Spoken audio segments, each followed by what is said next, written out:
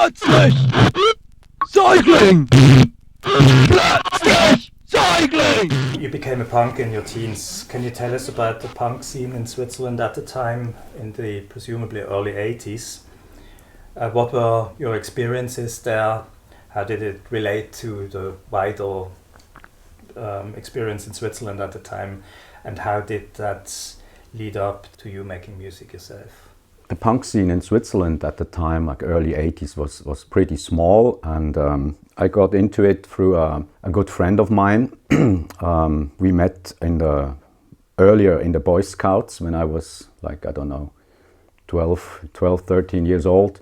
And he was a bit older than me, and he was one of the first punks in Switzerland. So I went quite often to his home, and we were listening to the latest records from London, and that was kind of my my entrance to the punk scene, and I just completely got into it.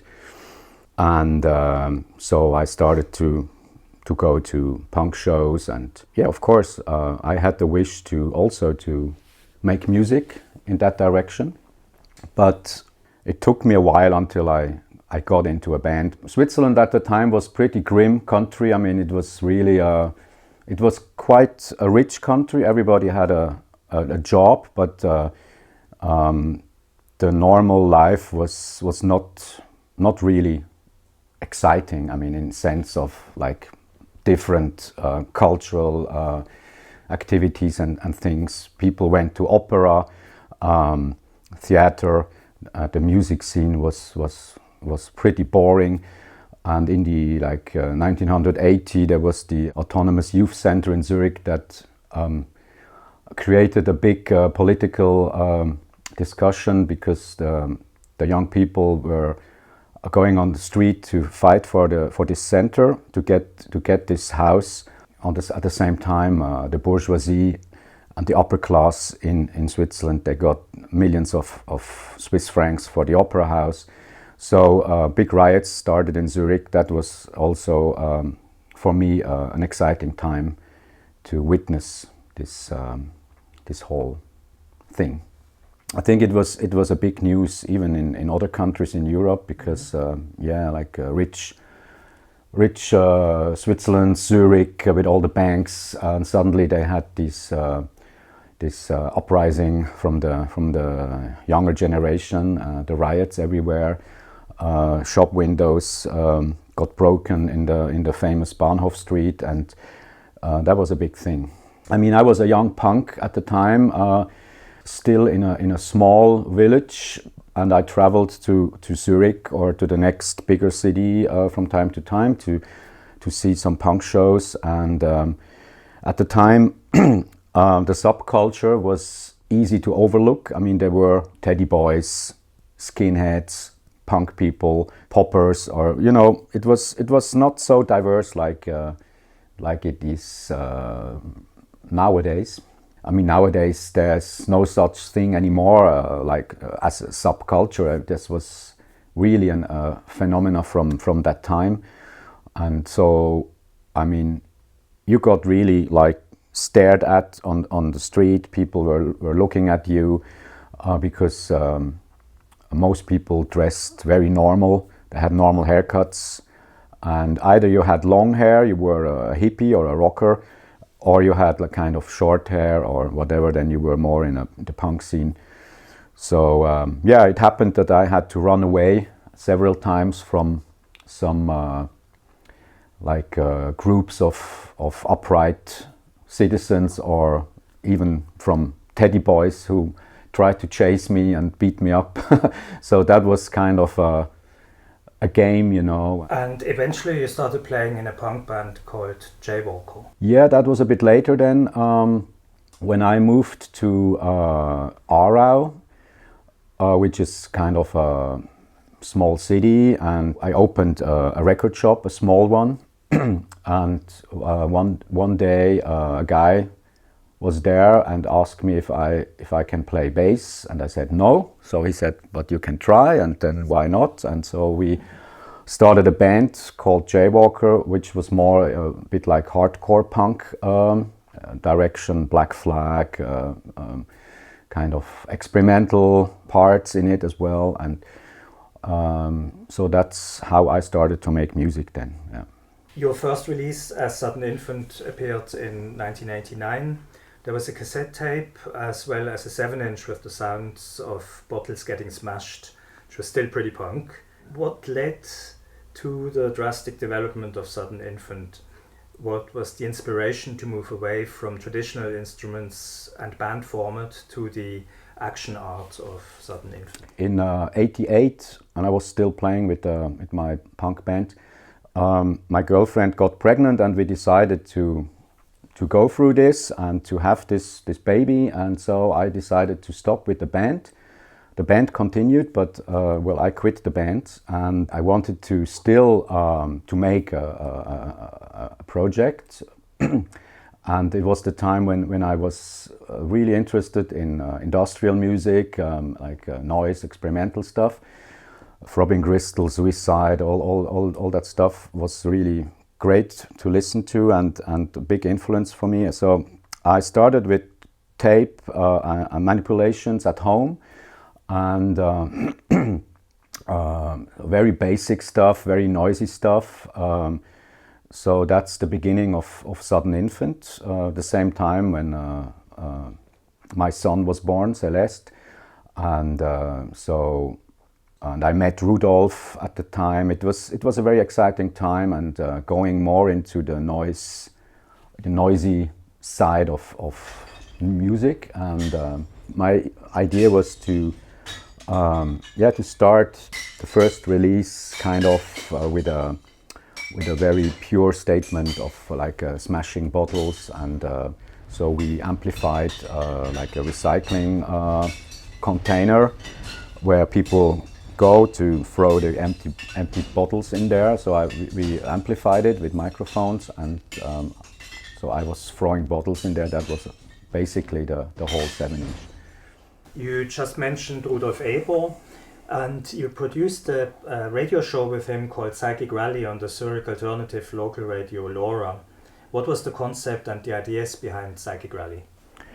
Psychic Rally was a very unusual radio show. It was not in the normal sense of a radio show that you play some music from a record and then you make a comment and then you play another track. We played like several tracks at the same time. I mean, we created live a big collage, and we included like live talks or people calling us on the phone. So we mixed like tapes, records, spoken word stuff all together. It was great to do this together with Rudolf, because I was just about to know him as a person. Another friend of mine told me about him, and then I got the offer to make a radio show at the LoRa radio station. So I thought, why not asking Rudolf? So I got his phone number, I called him, and then we met, and that was the beginning of our friendship and of our workingship together. Yeah, we were both very much into Dada and also Vienna actionists like Otto Mühl, Günter Bruce, Schwarzkogler, Nietzsche, etc., etc.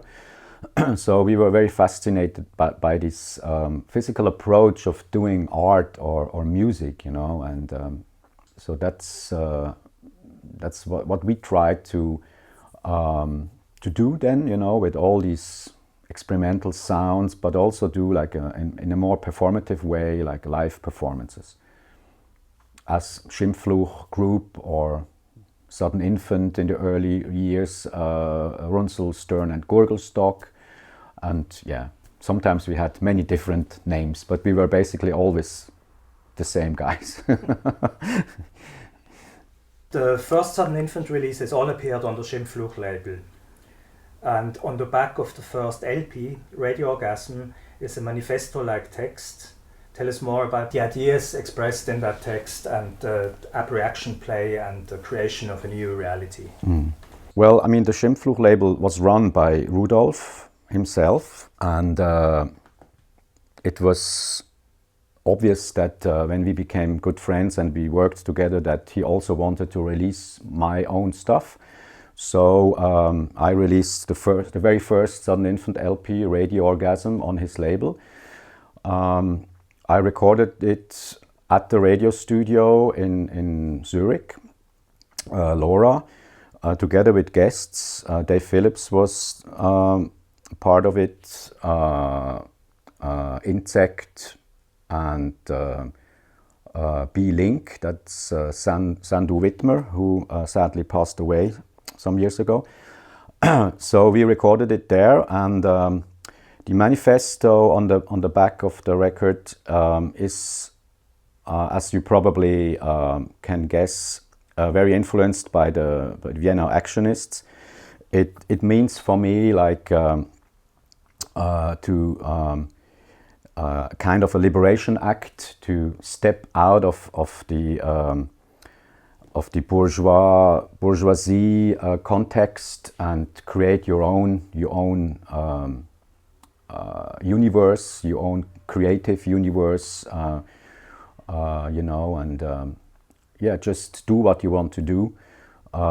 Be courageous, be crazy, be subversive, and don't just follow the normal path of normal daily life, what other people do. And so that's the whole thing about the you know, abreaction play, you know. I mean, like in the whole sense and philosophy of Sudden Infant, as an adult, go back to be an infant, you know, and just scream and express yourself in a more Dadaistic way. Don't be just normal or friendly. You can be mean, you can be playful, but you know, I think these are things that can lead you to another sensual aesthetic, you know, like the whole Schimpfluch group aesthetics got more intense after some years. We were doing a lot of live performances together, Rudolf, me, Dave, sometimes in various combinations.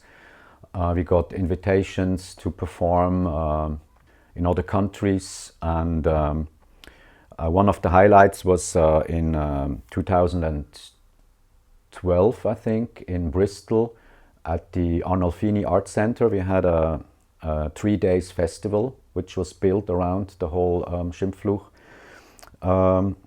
group. It was called Extreme Rituals. We got quite a lot of money from the British Arts Council, the Swiss Arts Council, etc. And so we were able to invite like other artists from all over the world who were kind of close to Schimpfluch, like GX, Jupiter Larson, for instance, or Mike Dando, or some Japanese artists like Junko. So this was a big festival, and we had panel discussions, talks, workshops, performances, exhibitions, and that was a great thing in Bristol, as I remember. Really cool. But the core of the group was mainly Rudolf, me, Dave, Mark Zeyer, G Park as well. Then Daniel Löwenbrück, who was also a member of the group, and at the same time he was also publishing a lot of our work on his Tochnet Aleph label. The group is based in different places in the world. Dave is still in Zurich, Rudolf is in Japan since a long time, I'm in Berlin since a long time, so it's not that we work together all the time. I mean, it's been a bit out of activity since quite a while, but still some releases are coming out from time to time. You also ran your own label, Soya Sauce Bolognese, but released a lot of tapes, CDs and records on a string of other labels.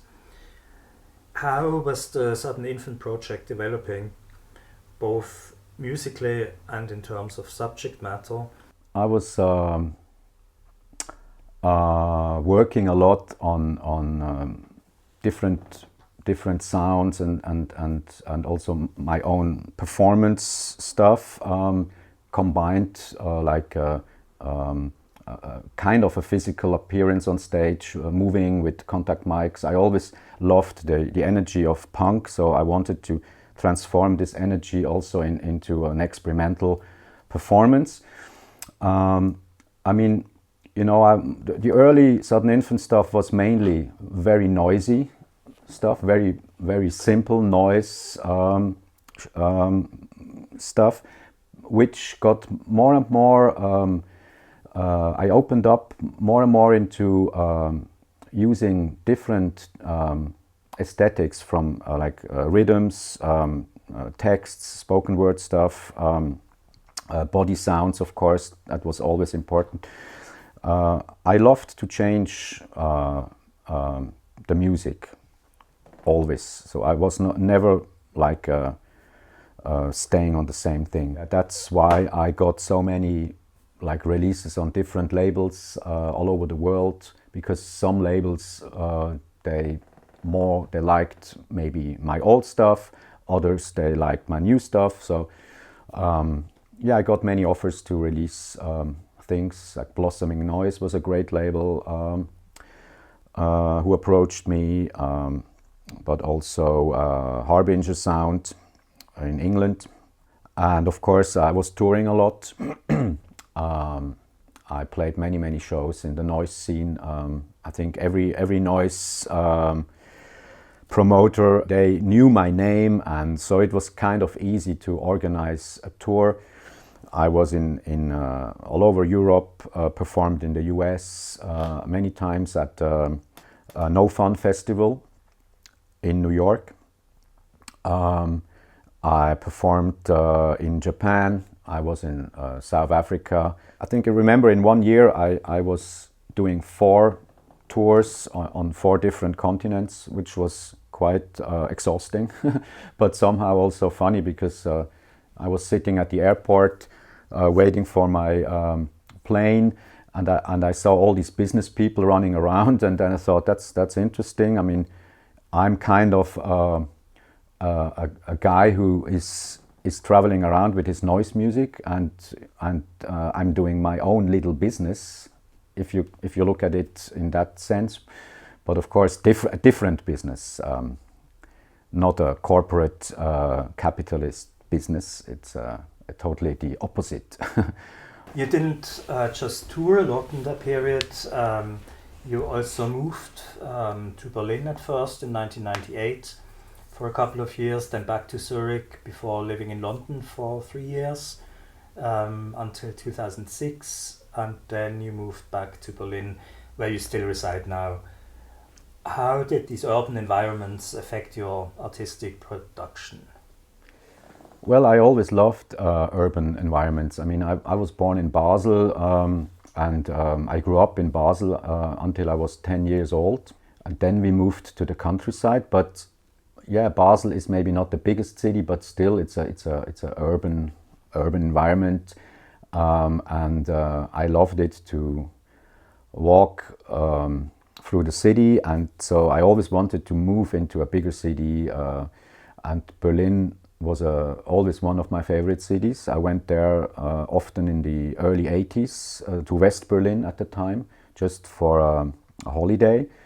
So I was walking around in Kreuzberg at the time, and I loved it. And yeah, one day I made this dream come true.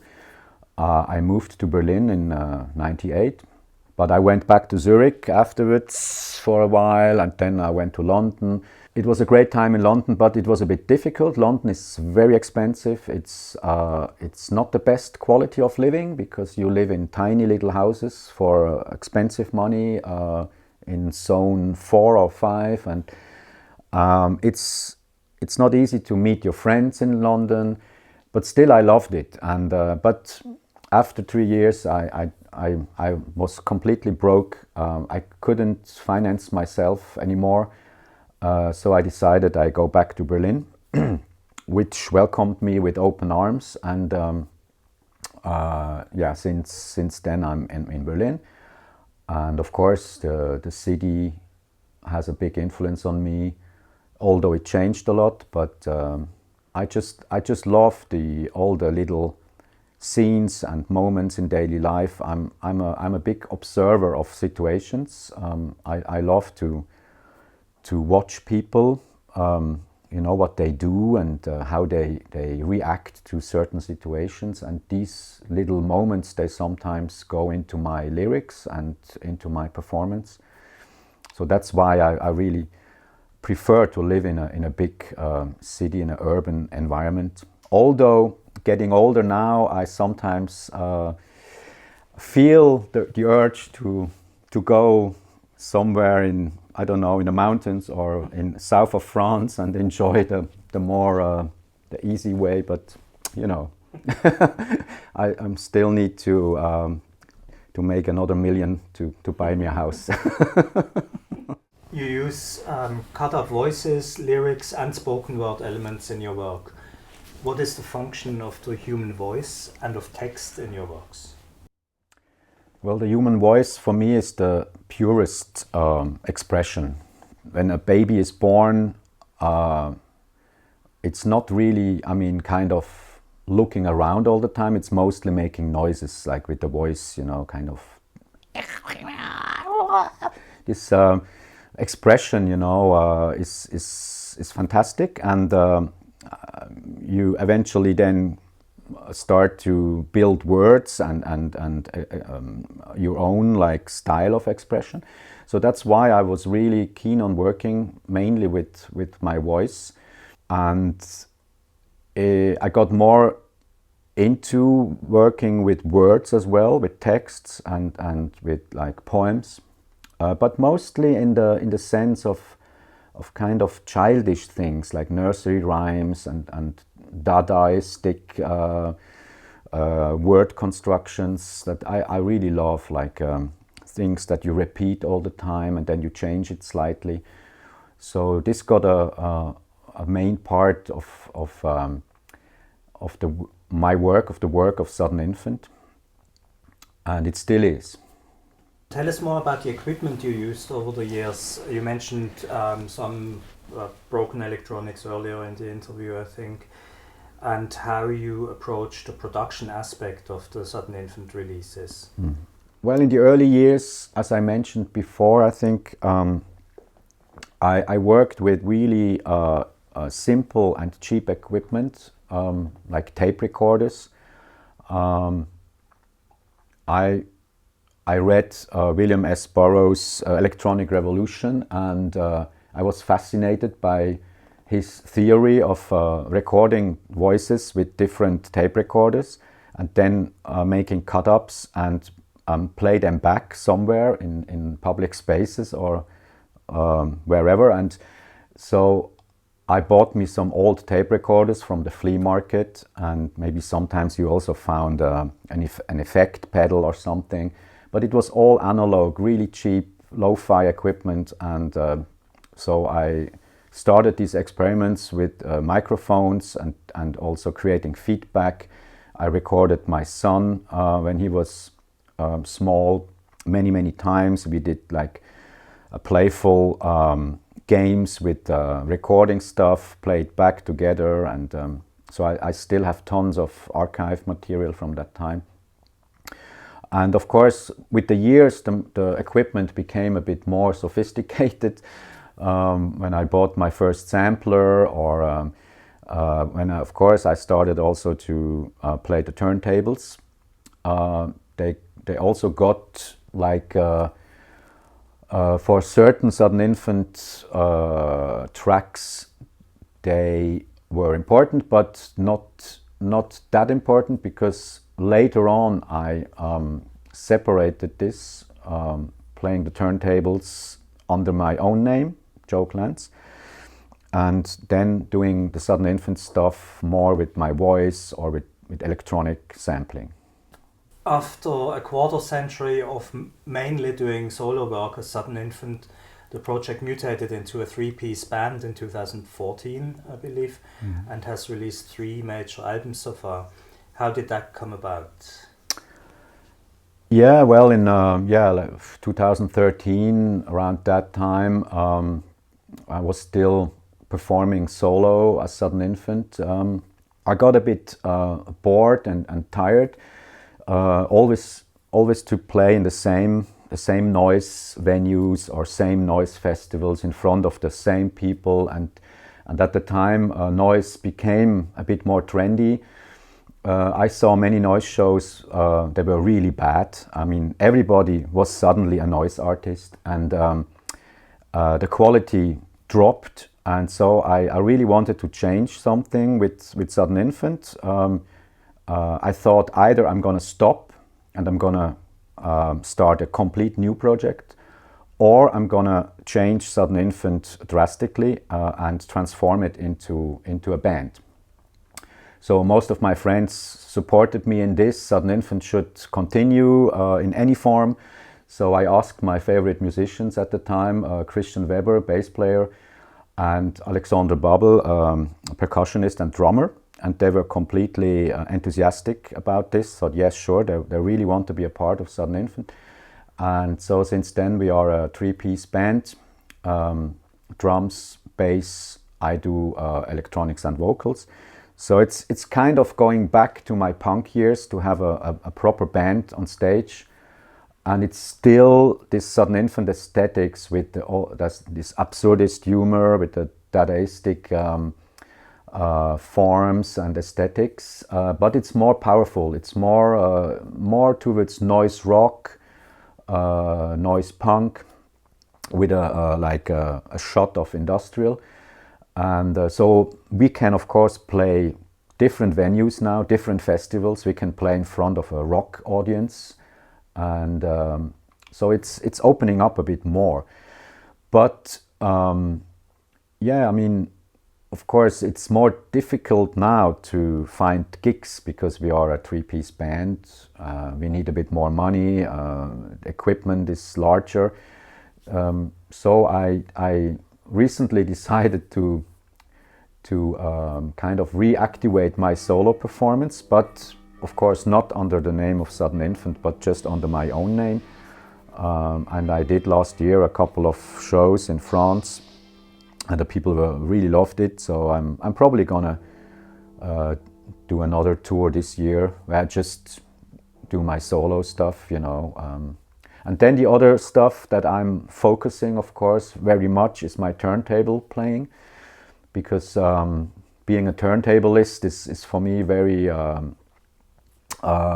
it's very special, because it's like playing an instrument. I play this turntable stuff since 25 years now, and I have access to another scene, like more the improv jazz scene, or sometimes even contemporary music.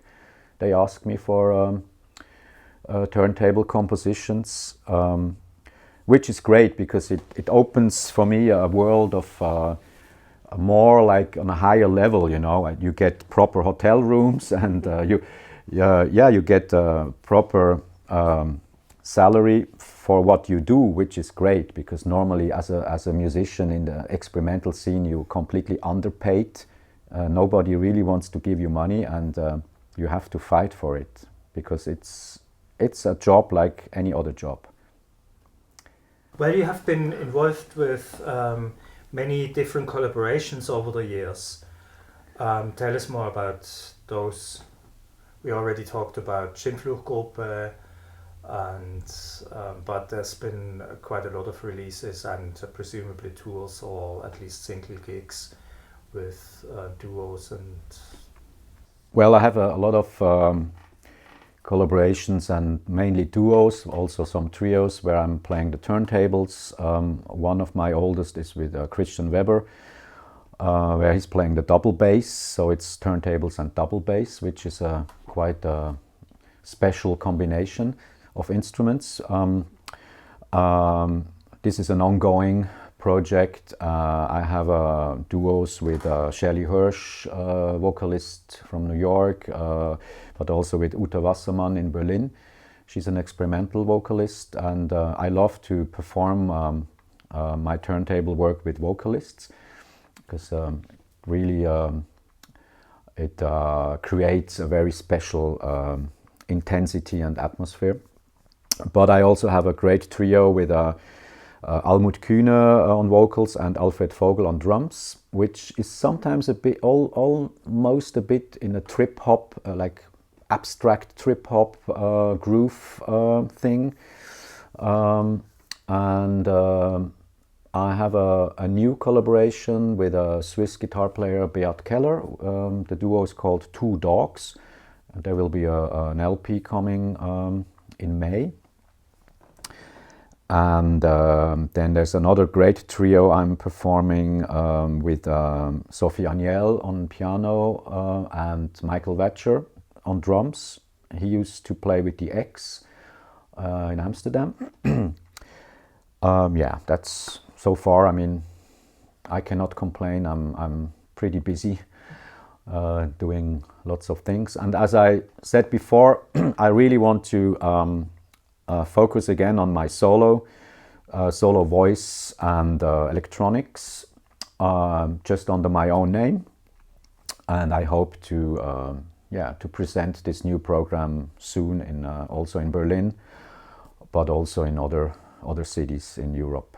What other projects are you currently working on, and what are the plans for the future? Working in the field of improvised experimental noise music, you can't just like hold on one or two projects. You always have to be in a certain movement, and I really love to try new projects with musicians and people that I like.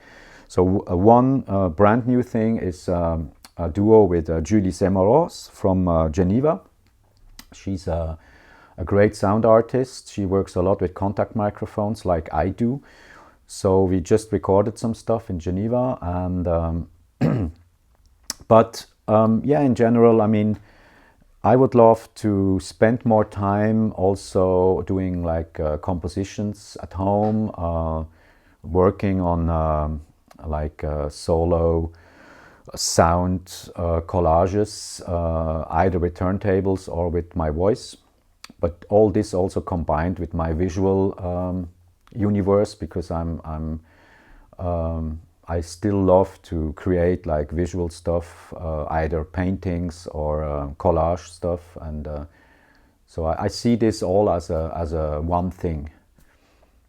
So if I ever would get the time and maybe the money to stay at home for a while, and then I would love to just work on one thing and not be on the road all the time or in the bars. Cheers. Thank you.